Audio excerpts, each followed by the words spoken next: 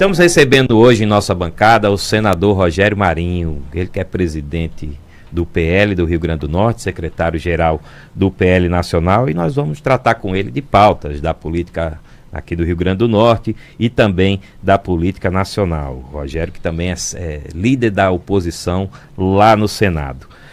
Vamos começar pela política local, senador, né? O senador que está aí projetando, já está se programando um roteiro de visitas ao interior do Rio Grande do Norte, a vários municípios, é a Rota 22, né, aqui no Rio Grande do Norte. Como é que está esse projeto, senador? Como é que está essa agenda de visitas? Começa agora em março, explica para a gente. Bom dia, Marcos Alexandre, todos aqueles que estão nos acompanhando nesse momento. É importante para qualquer partido político entender que ele precisa necessariamente ter uma conexão, né, com a população. E não é diferente no PL. O PL hoje tem uma responsabilidade muito grande, Marcos, e me permita contextualizar antes de responder a sua pergunta. Em 2020 o PL era o 13º país, que não é um número muito bonito de se falar, né? 13º no país em votos para legenda de vereador, né? Em 2024 foi para primeiro lugar no país, né? O partido em 2020 era o 11º partido em número de votos para prefeito em primeiro turno, foi para primeiro lugar em 2024. Em 2020 o partido tinha apenas uma cidade entre as 100 maiores, acima de 200 mil eleitores, 103 cidades. Hoje tem 16 cidades, é o partido melhor colocado no país, né? O partido ele não havia eleito nenhum vereador como primeiro colocado entre as 26 capitais brasileiras, né? Elegeu 10, em 10 capitais brasileiras o primeiro colocado, né? O partido hoje tem os 5 primeiros vereadores mais votados do país. Isso tudo é fruto dessa identidade natural de um partido que tem nitidez ideológica e doutrinária e que representa um segmento expressivo da sociedade brasileira que defende valores como família, como propriedade, como direito à vida, como não aceitar a glamorização do crime, nessa política de desencarceramento que o atual governo propõe, né? Então são valores muito caros à sociedade brasileira e que são identificados dentro do Partido Liberal. E por isso mesmo nós vamos começar aqui no Rio Grande do Norte um projeto que pretende ser um piloto para o Nordeste do Brasil e para outras regiões do país ao longo dos próximos anos, porque nós estamos trabalhando uma expectativa de médio e longo prazo de sermos o maior partido conservador de direita do Brasil, como de fato já somos, mas consolidarmos essa tendência. Vamos começar agora em março com o que nós chamamos de ações precursoras, né? Nós estamos preparando um trabalho de oficinas que antecedem os eventos. Vamos fazer 35 oficinas ao longo dos meses de março, abril, maio, junho, julho e agosto, né? Para que ao final do mês de agosto, princípio do mês de setembro, nós possamos apresentar à sociedade norte-rio-grandense o projeto que pretendemos implementar no estado do Rio Grande do Norte, né, caso consigamos ter a oportunidade de gerir o estado. Isso é evidente, construído com a sociedade e mostrando à população que foi feito no governo do presidente Bolsonaro. Eu acredito que nós vamos mostrar isso de uma forma cabal, que não existe paralelo, referência de um governo que tem investido tanto e de uma forma tão assertiva no estado do Rio Grande do Norte como o governo do presidente Bolsonaro.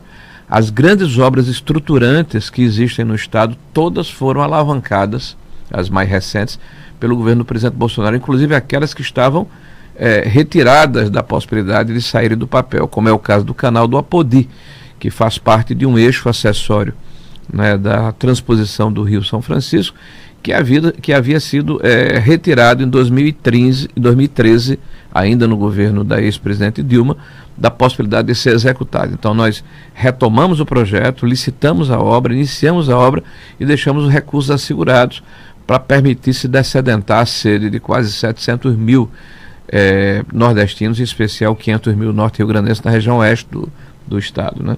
Nós temos aí a barragem do Oiticica, né? É uma obra que durou mais de 20 anos e que no nosso governo foi aportado mais de 300 milhões de reais. E a obra só não foi concluída porque o gerenciamento estava ao cargo do governo do estado, que não teve a capacidade e a competência de fazer a gestão adequada e permitir, né, que os assentados ou os deslocados pela formação da barragem permitissem que houvesse o tamponamento da barragem para a formação do lago, né? Mas nós concluímos uma barragem de 1.800 metros, em alguns lugares até com 70 metros de altura, e com um pequeno dente que ficou no meio ali, que agora finalmente foi fechado, né? Então a questão da gestão do governo do estado é milenar, né? Ela salta aos olhos pela sua incompetência e incapacidade de gerir, né, a administração do estado do Rio Grande do Norte. Basta ver o exemplo dos estados vizinhos, né? A Paraíba, por exemplo, o Ceará é um outro exemplo de estados que têm gestores de esquerda, mas que fazem uma administração, uma gestão completamente diferente do estado do Rio Grande do Norte. Você sabe que saiu do Rio Grande do Norte ou para Paraíba ou para o Ceará, não precisa nem olhar as placas, basta ver o estado de conservação das estradas rodoviárias que são de alçada do estado, de cada uma das unidades federadas. Dentro desse roteiro, né, que o senhor vai fazer aí, né, com essa proposta, né, de traçar também um programa de governo, né, a gente pode falar assim, tem a parte política, né, o senhor já se dispôs aí, já anunciou que se dispõe a ser o candidato do grupo de oposição ao governo do estado. Então, essas conversas no interior também vão servir para fazer essas costuras com as forças, né, ou de oposição ou de situação em cada município? Não tenha dúvida, Marcos. Eu acho que toda candidatura precisa ser construída a partir dessa identificação com a sociedade. Não apenas com a classe política, mas com a própria população. Se apresenta um diagnóstico, se faz uma crítica, mas necessariamente é necessário apresentar soluções para esses problemas. Nós estivemos esse final de semana no Siridó, por exemplo, e no Agreste. No Siridó nós estivemos em Caicó visitando as obras do Siscom, que é um complexo industrial que foi iniciado ainda em 2021, 2022, a alocação dos recursos. A burocracia do Estado é um empecilho extraordinário. A burocracia parece que se agiganta para impedir que as coisas aconteçam. Então a licença do empreendimento só recentemente foi diferida, mas nós fomos olhar lá a obra, uma obra que vai permitir uma mudança de paradigma na região do Siridó, mas especial na cidade de Caicó, que é a capital daquela região, que é a cidade mais importante, né, para que empresas, tanto CDs de serviços e atacado de comércio, como indústrias possam se instalar ali na margem daquela RN, que vai ter uma facilidade logística, né? Nós tivemos também na cidade da Moda, em Acari, um empreendimento maravilhoso, lá com o nosso amigo prefeito Fernandinho. Anteriormente tivemos com o Dr. Tadeu, em Caicó. E lá em Acari, Marcos, veja, nós começamos também essa obra, a locação em 2020, aliás. Em 21 foi liberado os primeiros atos. Então a burocracia também tem impedido, mas eu acho que esse ano, 2025, nós vamos ter aí concluído pelo menos a primeira parte de uma obra que vai permitir que toda aquela área de confecção, que eu diria uma tendência natural da região do Siridó, porque você tem a bonelaria ali em Serra Negra, você tem a área de têxtil, de teares ali em Jardim de Piranha, de panos de prato, né? Você tem facções e moda própria disseminados em todos os municípios do Siridó, que eles possam permitir tanto a confecção desse produto naquela área, são galpões para confecção, a exposição desses produtos, a comercialização desses produtos e a realização de feiras de entretenimento e de atração de investimentos. É dessa forma que a gente vai conversar com o cidadão do Rio Grande do Norte, mostrando que não apenas temos uma crítica, mas nós temos soluções, nós temos propostas, nós temos projetos para retirar o Estado da inércia em que ele se encontra. Estivemos também em Currais Novos com a ANSO, né, que é a Associação dos Municípios do Siridó Oriental, e lá nós discutimos a questão da saúde pública. Veja como a gestão é importante. né? Você tem um cidadão que, por exemplo, se acidenta numa moto e quebra uma mão ou desloca um dedo da mão ou tem uma fratura no membro inferior, e você não tem uma rede de proteção, de contenção para fazer essas pequenas cirurgias, e você atravanca, você atulha pessoas nos corredores do Valfredo Gurgel, porque os nossos hospitais regionais estão completamente destroçados. O custo de deslocamento de uma pessoa de Currais Novos, de Florânia, de Acari para Natal, mais a questão da alocação de pessoal, o tempo que você passa numa fila esperando, tudo isso é uma questão que logicamente poderia ser resolvida num consórcio intermunicipal com a questão de gestão pública, para permitir que o aparelhamento do hospital regional permita essas pequenas cirurgias e desafogue aqui os hospitais de trauma de Natal. Perfeito. Senador, dentro desse projeto político, né, que o senhor está iniciando, aí visando a 2026, o senhor tem pregado a necessidade da oposição estar unida, né? E aí temos figuras, né, que participam aí do seu grupo, né, como o ex-prefeito Álvaro Dias, o seu colega de Senado Stevenson Valentim, tem o prefeito também Paulinho Freire. Como é que estão essas conversas aí nesse sentido de manter a oposição unida em torno desse projeto?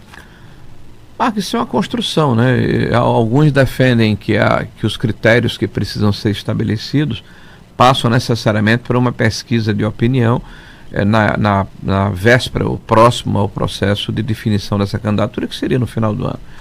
Eu acho que a pesquisa ela é um indicador importante, né? Não tenha dúvida nenhuma. Mas veja, não pode ser o único indicador, porque se fosse assim, Paulinho Freire não seria prefeito de Natal, eu não seria senador da República, né? Por exemplo, né? Para não me alongar muito, né? Então a pesquisa ela, na verdade, determina uma fotografia de um momento, mas não é o filme do processo. Então, e quais são os critérios? Então é necessário que você tenha, primeiro, a capacidade de enfrentar o problema que o Rio Grande do Norte hoje está debruçado. Eu acho que esse é o número um, e ter vontade para fazer isso. O Rio Grande do Norte tem um problema de gestão, Marco, que não é apenas dessa gestão, que apesar de muito incompetente, ela faz parte de um processo que se desenrola há alguns anos. Os governos ao longo dos anos têm, infelizmente, permitido que o Estado fosse capturado por corporações e pelos sindicatos. Então hoje o Estado trabalha para um grupo de pessoas em detrimento de milhões de norte-riograndenses. Resumindo, os poderes recuperam ou ficam com a parte importante do orçamento do Estado, né, através dos 12º recursos discricionários, e no final do ano esse recurso normalmente não é devolvido. A gente vê a criatividade do judiciário, não só no Rio Grande do Norte, mas no Brasil inteiro, né, para permitir que os seus membros capturem recursos que não estavam dentro do teto. Hoje mesmo está aí no estado de São Paulo 7 bilhões de reais que o judiciário se apropriou acima do teto em todo o Brasil, né? Veja a questão dos demais poderes, como funciona. Então é necessário sentar numa mesa e ter autoridade para isso, chamar os presidentes desses poderes e olha, ou a gente se organiza e cada um dá a sua cota de contribuição e sacrifício, ou dificilmente o Estado vai ter capacidade, por exemplo, de aparelhar os hospitais regionais que eu acabei de falar, de recuperar a nossa malha viária, né, de permitir que a educação do Estado saia do último lugar que ele se encontra na proficiência do IDEB. Então isso só vai acontecer se você tiver autoridade, legitimidade e coragem para fazer esse movimento e ao mesmo tempo os chefes dos poderes sentirem que isso é para valer, que tem seriedade. Segundo, é necessário você conversar com o Sindicato dos Trabalhadores aqui no estado do Rio Grande do Norte, que a gente não pode continuar apenas gerindo folha de pagamento. E eu não estou falando aqui que você vai hostilizar funcionário público. Os funcionários públicos têm que receber em dia, é obrigação do Estado. Mas não pode se dar aumentos, por exemplo, acima da correção inflacionária com o Estado quebrado. Isso é uma questão de bom senso. Então está faltando, por exemplo, esparadrapo num posto de saúde. Está faltando equipamentos para permitir que a população seja servida de maneira adequada. Então são critérios que dizem respeito à questão da gestão, da responsabilidade, da disposição, da legitimidade, do trânsito necessário em Brasília e a credibilidade para trazer parcerias públicos-privadas para o Estado do Rio Grande do Norte, ter coragem de cortar na carne, de não ter medo de perder impopularidade, ou popularidade, ser impopular até no começo, né, para fazer o dever de casa, para tomar medidas corajosas que precisam ser tomadas. Então, acho que esses são critérios tão ou mais importantes do que a questão da pesquisa. Perfeito. Eu propositalmente não estava interrompendo, porque a gente está com muitos temas aqui, o tempo está correndo. Você disse que era pouco tempo, eu estou aproveitando a resposta aqui. Mas eu propositalmente não citei o nome do prefeito de Mossoró, né, dentro desse grupo aí de oposição, porque vocês têm andado aí em movimento de desacordo, né? Até andaram trocando umas farpas esses dias aí, falando de política, o senhor não era político de TikTok, né? Então, como é que está o diálogo, né? Se é que está havendo com o prefeito de Mossoró, se o senhor vai procurá-lo, ele tem procurado, enfim, explica um pouco para a gente essa situação da sua relação com o prefeito de Mossoró. Em nenhum momento eu troquei farpas com o prefeito de Mossoró. Eu acho que a cidade de Mossoró reconhece nele um grande administrador, tanto é que o reconduziu para um segundo mandato com uma maioria expressiva. Tá? Então, a voz do povo, nesse caso, tem que ser respeitada. Tá? Então, eu apenas disse, num contexto de uma entrevista de quase 1 hora, que aqui a gente só vai ter 20 minutos, né, que a minha característica como gestor, né, era uma característica que muitas vezes não era compreendida pela classe política e por algumas pessoas que fazem a opinião pública, porque eu não sou uma pessoa que me preocupo em estar me comportando como a maior parte dos novos políticos. Caiu como aí cada um veste a condição. Acho que ele não vestiu isso, tanto é que ele não reagiu a isso, não tenho visto ele falar em relação a isso, né? Então eu não falei dele, eu falei de que é uma geração hoje no Brasil como um todo, e isso é uma tendência no mundo, né, de que tem na direita, tem na esquerda, que essa comunicação leve, essa comunicação rápida é uma característica importante de comunicação e que eu não tenho, coloquei até como defeito meu, e não como defeito de quem age dessa forma. Tá? Eu não sou uma pessoa que eu tenho uma facilidade nesse processo de comunicação que eu deveria ter, mas eu estou velho demais para fazer coisas e dizer coisas que eu não acredito ou que eu não me sinto confortável. Tá? Eu, ao contrário de alguns, eu não sou aquela mercadoria que vai ser moldada para essa ou aquela eleição. Né? Eu sou da maneira que sou, com a experiência que tenho e com os conceitos que eu adquiri. Então, mas dito isso, senador, então como é que está o diálogo? Eu não fiz nenhuma crítica ao prefeito de Mossoró. Por favor, alguns interpretaram dessa forma, até porque você sabe que na questão do jornalismo político a 5 ou 6% de fato e 94% de especulação, e é normal, natural, mas eu não fiz nenhuma crítica para interpretação também. Mas dito isso, senador, como é que está o diálogo interpretação com o prefeito? Também, reconheço. Com o prefeito de Mossoró, tem canal aberto ainda?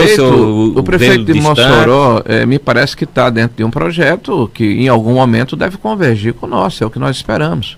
Né? E é normal, é justo, é extremamente salutar, né, que o Rio Grande do Norte tem alternativas. Tá? Eu tive a oportunidade, como ministro do Estado, de ajudar muito a cidade de Mossoró, porque tive o apoio do presidente Bolsonaro para isso. A obra mais importante de Mossoró, que vai interligar as 2 rodovias dentro de Mossoró, foram recursos alocados pelo meu ministério. Numa ideia, inclusive, no que nos foi trazida, nem foi nem pelo prefeito, foi pelo Tião Couto, foi pelo Rebouças, empresários importantes de Mossoró. Então, mais de 40 milhões de reais de uma obra de um viaduto dentro de Mossoró, que é a mais importante de Mossoró. Dezenas de ruas calçadas de intertravado, a recuperação, depois de quase 30 anos, do matadouro de Mossoró. Né, perfuração de poços na área rural, mais de 20 equipamentos de patrulha mecanizada, de caminhões, de máquinas com pás mecânicas, dessalinizadores, enfim, eu ajudei muito Mossoró, que Mossoró merece, né? Não era nem um favor da minha parte, tá? Mas fiz a minha parte. O prefeito nos ajudou na nossa campanha, pediu voto para a nossa eleição de Senado da República. Sou muito grato a essa parceria, tá? E em 2024 o nosso partido teve um candidato. Isso pode ter e de fato nos afastou politicamente naquele momento, mas não há nenhuma animosidade da nossa parte e vamos caminhar. A gente tem todo um caminho pela frente. Eu acho que quem se alinha com a ideia de que é necessário retirar esse desgoverno do PT, né, da situação em que ele se encontra e retomar o desenvolvimento do Rio Grande do Norte é muito bem-vindo do nosso lado. Perfeito. Senador, a gente está caminhando aqui para a segunda parte da nossa entrevista, tentar correr aqui um pouquinho, né? E a gente vai falar aí sobre projeções, né, para a corrida presidencial, né? Hoje o ex-presidente Jair Bolsonaro está inelegível, né? Mas o PL, né, que é o partido dele também, o partido do senhor, insiste, né, em mantê-lo candidato, né? Enfim, como é que tá essa situação? Acredita que o ex-presidente poderá reverter essa situação? Ou já se pode pensar numa alternativa, o governador de São Paulo, Tarcísio de Freitas, a própria Michele Bolsonaro, ex-primeira-dama, enfim, o que o senhor pode nos dizer a esse respeito, a situação atual e projetando, claro, para 2026? Olha, nós entendemos que tanto o PL como o Brasil, de uma maneira geral, né, literalmente passou a ter uma nitidez do ponto de vista ideológico e programático com a chegada do presidente Bolsonaro à presidência da República. Então as pessoas que defendem valores de direita conservadora, né, deixaram de ter timidez, receio de se posicionar. Então hoje a direita no Brasil é um movimento importante, eu diria até majoritário, a população de uma forma majoritária é conservadora no Brasil, né, e quem encarna, quem representa, quem simboliza isso é o presidente Jair Messias Bolsonaro. Dito isso, na legislação brasileira, até que se transita em julgado uma sentença, né, ela não é definitiva e nós estamos recorrendo dessas sentenças junto ao Supremo Tribunal Federal. Então o nosso candidato continua sendo Jair Messias Bolsonaro. Agora, é evidente que nós somos questionados, eu como secretário-geral do partido, como líder da oposição no Senado, sobre o status atual da inegibilidade. E eu respondo da seguinte forma: num país em que o atual presidente da República passou mais de 500 dias preso, né, condenado em 3 instâncias por crimes graves de corrupção, né, nós a imaginarmos que esse cidadão hoje é presidente da República porque o seu processo, ou os seus processos foram declarados nulos por erro processual 5 anos depois de iniciados e depois das 3 condenações em 3 instâncias, então eu não posso acreditar que um presidente da República como Bolsonaro, né, que está declarado inelegível porque questionou, ousou questionar, né, as urnas eletrônicas e fez um comício em praça pública em 2021, esses são os motivos da sua inegibilidade, vai se manter inelegível. Então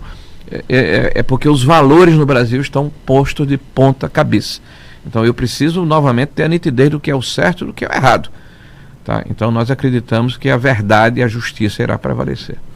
Perfeito. Ele tem alguma agenda dele prevista dentro da Rota 22 que o senhor vai promover aqui nessas visitas ao Rio Grande do Norte, aos municípios, às regiões aqui do estado? Tem alguma previsão do ex-presidente participar de alguma agenda? Nós fizemos um convite para que o presidente venha ao primeiro evento, que deve ser em abril. Nós vamos aguardar ainda essa confirmação, né? Entre o dia 11 e 12 de abril, nós faremos o nosso primeiro evento em Pau dos Ferros, porque a ideia nós repartimos o estado em 8 regiões geográficas, né? E cada uma dessas regiões vai ter um evento macro, né? São as oficinas no entorno e um evento macro. Então o primeiro evento será em Pau dos Ferros, que é no Alto Oeste Potiguar, até porque lá existem 2 obras, uma obra muito importante, que é o canal do Apodi, né? E a ideia é resgatarmos todas essas ações estruturantes feitas pelo presidente Bolsonaro aqui, que aliás são as que existem hoje, né? Que é a adutora do Seridó, né? Que nós iniciamos, licitamos e colocamos recursos para que ela fosse feita, né? A adutora do Agreste, que nós fizemos o projeto, e agora quando o governo federal coloca no PAC, não colocou o recurso, quem colocou foi o senador Rogério Marinho, através de sua emenda de bancada, e foi licitado, agora deve se iniciar nesse mês de março, abril, que é uma adutora também importante, que vai resolver a questão de falta d'água ali em Santo Antônio, Nova Cruz, Serrinha, toda aquela região do Agreste, né, e desafogar o sistema da Monsenhor Expedito ali na região do Potengi, né. Essas obras importantes, por exemplo, você tem hoje, me permita, Marco, uma questão Sim. aqui que eu acho que é importante chamar a atenção da população. Natal hoje tem a maior rede ferroviária urbana do Nordeste brasileiro, né? E foi uma ação que fizemos no governo Bolsonaro, mais de 20 quilômetros de trilhos. Ainda tem linha desativada, né? Ali no distrito industrial. Entregamos uma extensão até Nise Floresta, que está funcionando, e uma outra até o distrito industrial de Extremóis, com 99,75% da obra concluída, e este governo incompetente, 2 anos depois, ainda não colocou para funcionar, faltando 0,3%. 0,3 da obra. Então vejam que a eficácia, a gestão não rima muito com o Partido dos Trabalhadores, especial no Rio Grande do Norte. Perfeito. Senador, a gente está aqui no finalzinho já da nossa entrevista. Passou rápido, hein? Passou rápido, mas o tempo é escasso mesmo aqui para a gente, né? Bem restrito. E queria só uma avaliação sua sobre esse momento econômico, né? Difícil, que tem aí provocado muito debate, inflação dos alimentos, alto custo. Como é que vocês da oposição estão acompanhando isso e que proposta, né, até teria a apresentar? Olha, as propostas são muito simples, né? Nós temos que fazer uma reforma administrativa, né, para fazer com que o Estado brasileiro sinalize com a profissionalização dos seus quadros, né, e permita que haja uma estruturação das carreiras de Estado, né? Veja, por exemplo, que o Estado brasileiro hoje, no princípio do governo do PT, inverteu a lógica da profissionalização da ocupação das estatais e dos fundos de pensão. A Previ agora apresenta 14 bilhões de buraco, porque o governo do PT colocou lá um cidadão que é versado em história asteca. E além disso, era dirigente sindical durante 14 anos. Olha, para gerir um fundo de 250 bilhões de reais. Então essa é o tamanho da responsabilidade que o PT tem na ocupação dos cargos importantes na gestão pública. As estatais, depois de muito tempo dando prejuízo, passaram a dar lucro na época do Temer e do Bolsonaro, e agora tem um déficit de quase 8 bilhões de reais. Então, eles aparelham a máquina pública e confundem o público com o privado. Então, a primeira recomendação é essa, né? Voltarmos a profissionalizar os quadros que ocupam cargos relevantes nas estatais e nas fundações previdenciárias, para deixar de dar prejuízo à sociedade brasileira em detrimento de um projeto de poder, porque o PT confunde o público com o privado. Segunda coisa, gastar o que você arrecada, né? O governo começou o ano, final de 22 ainda, no governo do Bolsonaro ainda, mas no final de 22, uma PEC de transição apresentada pelo Haddad, que acrescentou 200 bilhões de reais em gastos ao orçamento sem a contrapartida de receita. É um pecado original. Então nós estamos, na verdade, desequilibrados desde o início desse governo, ou desse desgoverno do presidente Lula. O que é que ele está fazendo? Ele está gastando mais do que arrecada. A nossa dívida pública cresceu de maneira geométrica. Para vocês terem uma ideia, saiu de 5,6, 5,7 trilhões de reais para mais de 7,3 trilhões de reais em 2 anos de gestão. Eu vou deixar claro para os nossos ouvintes aqui, o PT já botou 1 trilhão e 600 bilhões de reais a mais de dívida para mim, para você, para os seus filhos, para os seus netos, para o futuro. Então esse é o tamanho da responsabilidade desse governo. Então ele precisa gastar exatamente o que arrecada. Na verdade, gastar menos para sobrar um pouco mais para diminuir a nossa dívida pública. Bom, se eu for falar aqui sobre os problemas do PT, a inflação, a última. Vamos lá. O governo, eu fui muito criticado porque eu fiz uma crítica contundente à política de crescimento real, entre aspas, do salário mínimo que o PT apresentou. Mas a crítica que eu fiz é que o governo dava com a mão e tirava com as duas. Porque na hora em que o governo corrói o poder de compra da sociedade, através da deterioração da moeda, do desbalanceamento do câmbio, do aumento de juros que é forçado para equilibrar a política macroeconômica monetária do governo, você aumentou 6% no ano em 23 o salário mínimo, mas você depreciou a moeda em 27%. Basta ir um supermercado para você ver o que eu estou falando. Foi a crítica que eu fiz. Quanto é que está o preço do café, da laranja, do feijão, do arroz, da soja? Básicos. Foi suficiente o aumento do salário mínimo ou foi uma ilusão? Então o governo ele fica com uma técnica populista, ilusória, para tentar enganar a população. Mas o resultado é que aqueles que ele deveria proteger, os mais fragilizados economicamente, são os mais prejudicados por essas ações irresponsáveis do governo do PT, do nosso presidente Lula, que hoje, inclusive, está no Globo aí, né? O pessoal do Globo, que é uma sucursal do governo do PT, recomendando que o povo coma grilo, né? Se a carne está cara, agora coma grilo. Não, aí já não dá certo, né? Na minha opinião, né? Não vai fazer parte da minha dieta, não.